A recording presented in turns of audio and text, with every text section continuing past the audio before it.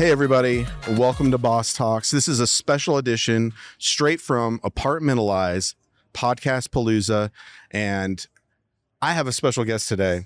I actually put out there a plea for bosses in the industry and asked for people to make nominations of people that were deserving of the boss title, but didn't seek out all the fame and all the attention.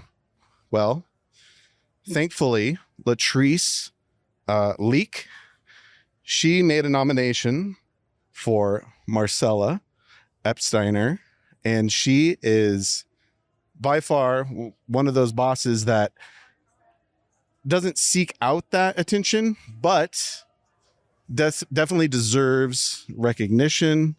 And honestly, I love that.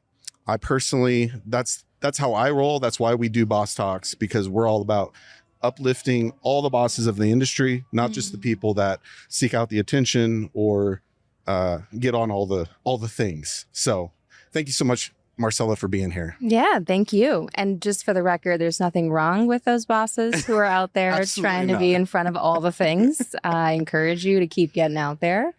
I will be cheering you on from the corner. Yeah.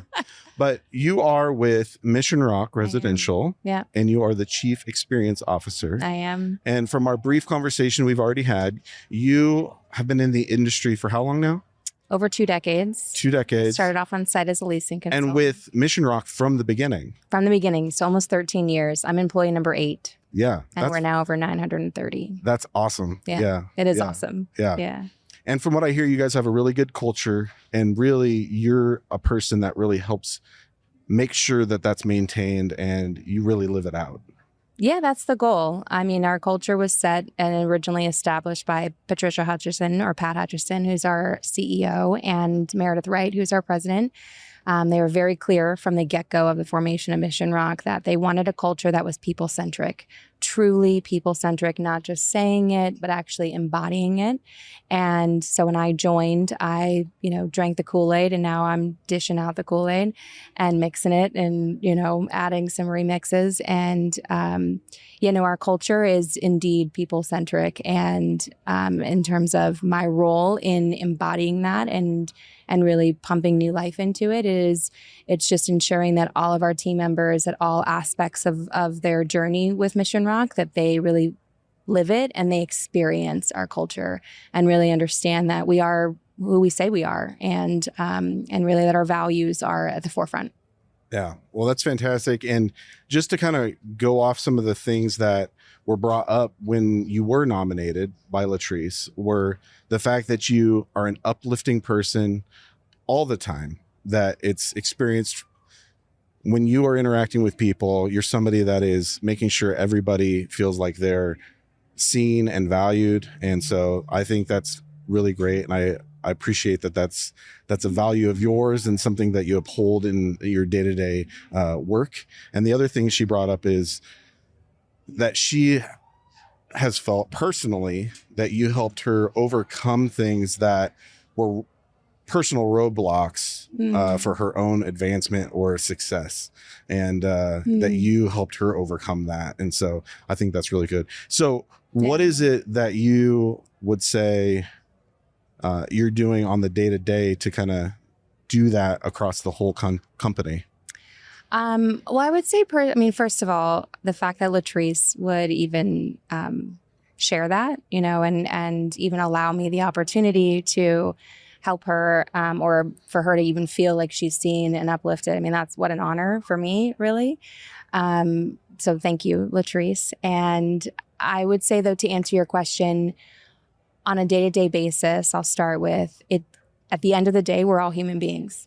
And so when you mentioned, Latrice's nomination of mentioning that I'm uplifting, that's great and all. But the reality is it is a matter of, like, you're a human being. And so seeing you where you're at, and I think that gets lost in the day-to-day. And it's not like, I'm, some bodhisattva or anything. It's just more of each of us, in no matter what walk of life, no matter what season of life we're all in, we are just, we are human beings experiencing our own life. And so to be able to actually witness each other and listen to each other and really hear like some, I show up and there are days that I don't show up with my best, and I can acknowledge that. And I can, also have mirrors that I work with and other people in my life who can they know me. And it's like, oh, well, Marcella's having an off day, and that's okay. Let's acknowledge that and move on and come correct the next day. So I do really value actually taking a beat and seeing people for who they are and meeting them where they're at, and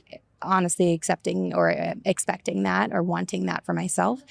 To answer your question, though, most directly, as you asked, how do we do this within the organization? I would say that most recently we enhanced and redefined Mission Rock's customer service expectations. And what does that look like? And when we did this analysis, we kind of compared Mission Rock compared to our competitors and what makes us Mission Rock different from the rest of our competitors. And we're all offering apartment homes, regardless of the interior finishes or the community amenities. But what really separates us, it's our people. And how can we make a Mission Rock unique experience? And that is our customer service expectation is, simply put, it is here at Mission Rock, we make connections. And so our culture and our expectations is that we are making connections with our customers. We're making connections with each other, making connections with our clients, with our vendors, and really trying to see what's underneath. What's the story underneath that person who's walking in the door looking for an apartment because they're going through something, right? It's a milestone in their life. Absolutely. So it's just all about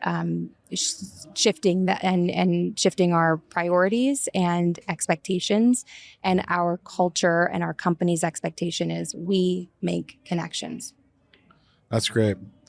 I have a long history in like community building in apartments, and I see the value in that. And I think it's great that you guys are not only doing that with your people, because if you do that there and model it there, it's going to translate to the communities, and you're going to build that naturally. And obviously you can do events and things like that, but if people don't like the staff, and you just do events, it really falls on deaf ears. So it's really great that you guys live and breathe this idea of connection, and it's I'm sure really appreciated not only by your staff but also your residents.